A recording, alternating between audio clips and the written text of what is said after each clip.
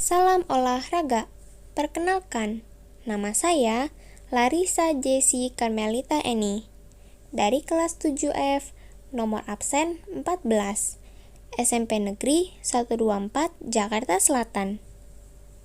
Sekarang saya akan mempresentasikan tugas PJOK kelas 7, bab 10, membahas tentang pola makan sehat, bergizi, dan seimbang. A. Hubungan antara makanan dan kesehatan. B. Pengetahuan tentang makanan sehat. C. Pengetahuan tentang gizi salah. D. Usaha-usaha perbaikan gizi yang telah dilakukan di Indonesia. E.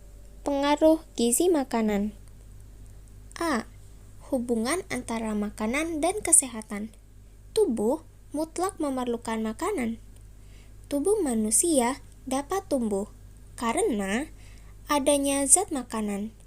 Zat makanan atau zat gizi adalah zat yang diperlukan oleh tubuh dan berasal dari makanan atau tumbuhan dan hewan. Zat makanan atau zat gizi. 1. Hidrat arang atau karbohidrat. 2. Lemak. 3. Protein. 4. Mineral dan garam-garam. 5. Vitamin-vitamin. 6. Air. Dari sudut ilmu gizi, kegunaan makanan adalah A. Membangun dan memelihara tubuh. B. Memberi tenaga kepada tubuh. C. Mengatur proses faali tubuh. Guna makanan. 1. Membangun dan memelihara tubuh. Pertumbuhan manusia terjadi sejak dalam kandungan sampai masa remaja. Terjadi pembentukan sel-sel baru untuk membangun bagian-bagian tubuh. Selain pertumbuhan, juga pemelihara, yaitu mengganti sel-sel tubuh kita yang rusak. Guna makanan. 2. Makanan memberi tenaga pada tubuh. Tenaga atau panas diperlukan untuk melakukan gerak. Dapat berupa gerakan yang nyata atau sadar, seperti berjalan dan lainnya. Juga gerakan yang tidak nyata, seperti bernafas secara terus-menerus, walaupun dalam keadaan tidak sadar pada saat waktu tidur. Dan gerakan jantung mengalirkan darah. Guna makanan. 3. Mengatur proses faali tubuh. Agar tubuh berfungsi dengan baik, berbagai fungsi faali dalam tubuh harus diatur dan dikoordinasikan. Misalnya, proses pengaturan suhu tubuh agar tetap normal. Proses pembekuan darah bila terjadi pendarahan. Dan pembentukan zat pelindung tubuh. B. Pengetahuan tentang makanan sehat. 1. Makanan sehat atau makanan seimbang. Artinya, di dalam menu makanan sehari-hari mengandung semua zat gizi yang diperlukan oleh tubuh dalam jumlah yang memenuhi kebutuhan, bebas dari kuman-kuman yang menyebabkan penyakit. 2. Guna zat gizi. 1. Zat tenaga. Hidrat arang. 2. Zat pembangun. Protein, mineral, dan air. 3. Zat pengatur. Vitamin, protein, dan air. 1. Hidrat arang. Hidrat arang atau karbohidrat disebut juga zat pati atau zat tepung atau zat gula.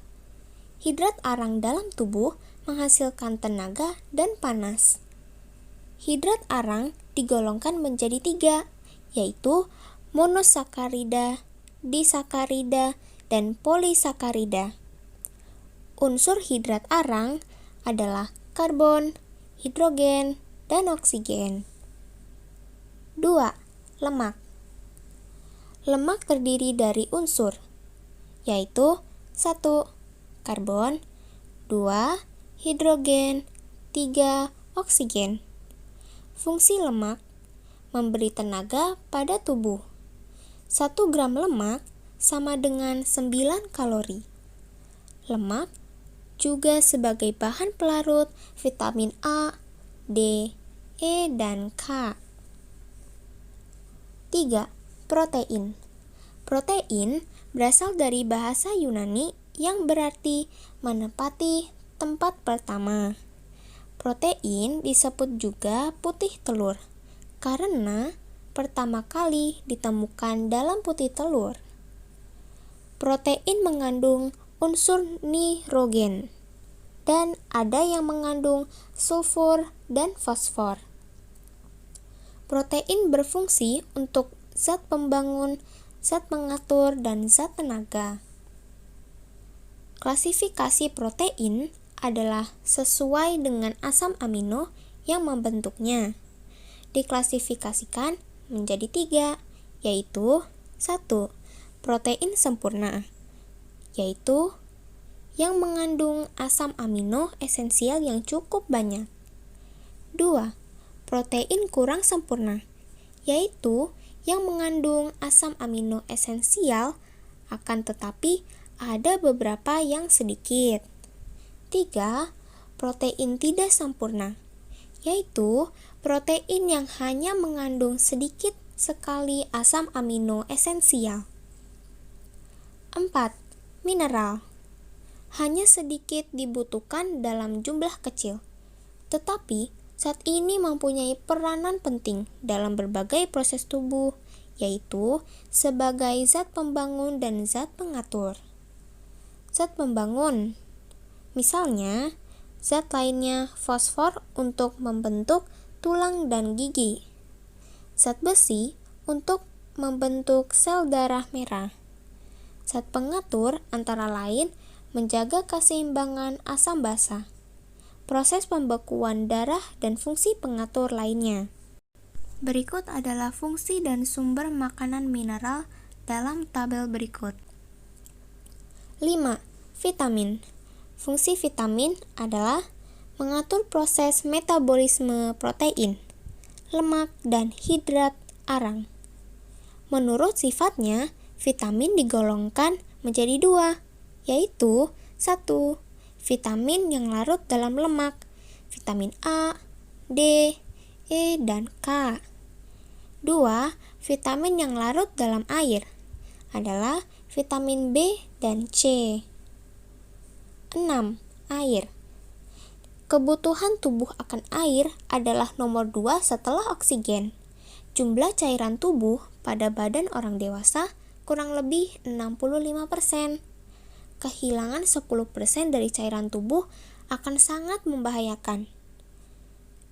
Kematian dapat terjadi bila kehilangan cairan tubuh sampai 20%.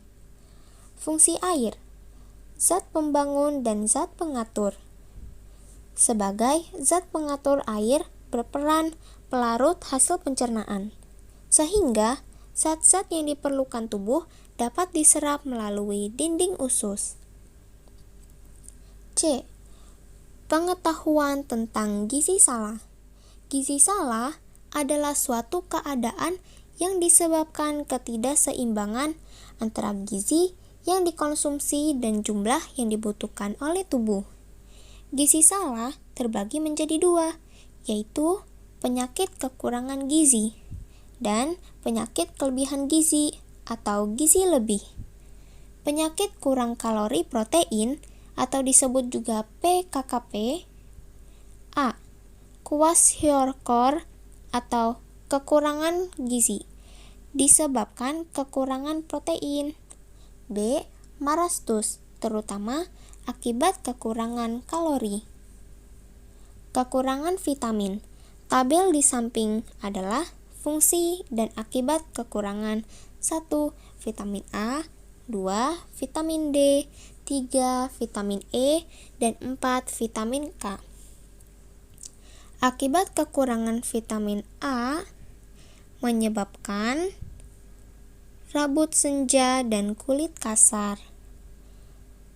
Akibat kekurangan vitamin D menyebabkan rakitis dan osteomalacia.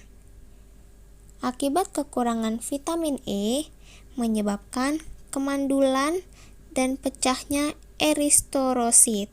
Akibat kekurangan vitamin K menyebabkan darah sukar membeku dan pendarahan. Kurang vitamin B. Tabel di samping adalah akibat kekurangan 1. Vitamin B1, 2. Vitamin B2. Akibat kekurangan vitamin B1 mengakibatkan pembesaran jantung dan gagal jantung. Akibat kekurangan vitamin B2 menyebabkan kehilangan ketajaman mata dan bibir merandang. Kekurangan zat mineral.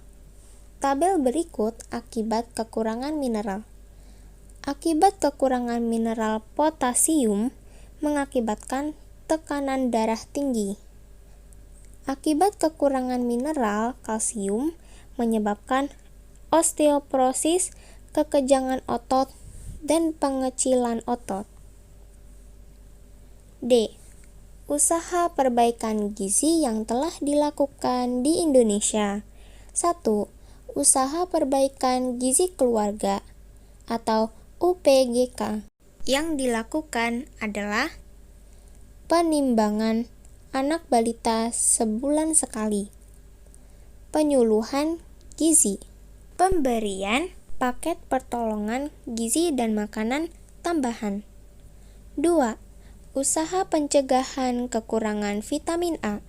Yang dilakukan adalah penyuluhan gizi sayuran sebagai sumber vitamin A dan pemberian vitamin A kepada balita setiap 6 bulan sekali. D. Usaha perbaikan gizi yang telah dilakukan di Indonesia. 3. Usaha pencegahan gondok endemik. Yang dilakukan adalah penggunaan garam beriodium di daerah gondok endemik. Menyuntingkan zat yodium atau lipiodol dilakukan 5 tahun sekali. E. Pengaruh gizi makanan. Pengaruh gizi terhadap daya kerja. Kurang gizi menyebabkan seseorang kurang bergairah, cepat lelah, mengantuk, dan sering sakit. 2. Pengaruh gizi terhadap daya tahan. Menyebabkan tubuh kurang pembentukan zat pelindung tubuh terhadap penyakit, sehingga tubuh mudah terserang penyakit. E. Pengaruh gizi makanan. 3. Pengaruh gizi terhadap pertumbuhan jasmani dan mental. Menyebabkan pada saat dewasa, tubuhnya tidak mencapai tinggi yang seharusnya dicapai, terganggu pertumbuhan fisik dan berpengaruh pada tingkat kecerdasan seseorang. Sekian presentasi saya, terima kasih.